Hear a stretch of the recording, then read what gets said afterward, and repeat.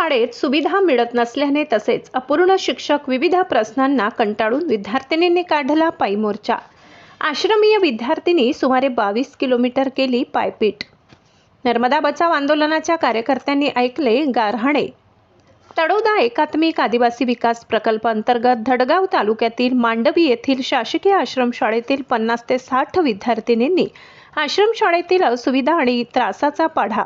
आश्रमशाळेत शिक्षक नाहीत, पुस्तके नाहीत, आम्ही काय शिकावे? आश्रमशाळेत अंतर्गत त्रासाला विद्यार्थिनी त्रस्त झाल्या। शिक्षकांच्या बदल्या झाल्यात, त्यांनी परत शाळेवर पाठवावे। समस्यांना कंटाळलेल्या विद्यार्थिनींचा मांडवी आश्रमशाळेतून पायपीट करत तळोदा एकात्मिक आदिवासी विकास प्रकल्प कार्यालयाकडे निघाल्या होत्या। 22 किलोमीटर पायपीट करत असताना तळोदा प्रकल्प अधिकाऱ्यांसोबत बैठकीला जाणाऱ्या नर्मदा बचाव आंदोलनाच्या कार्यकर्त्या लतिका राजपूत, सियाराम पाडवी, चेतन साळवे, राजेश गुरुजी, प्रेमसिंग गुरुजी व इतर सहकाऱ्यांनी आश्रमशाळेतील विद्यार्थिनी पायी जात असताना विचारणा केली। तळोदा प्रकल्प अधिकारी यांच्याकडे स्वतःचे गारहाणे मांडण्यासाठी पायी निघाल्या। समोर आल्या।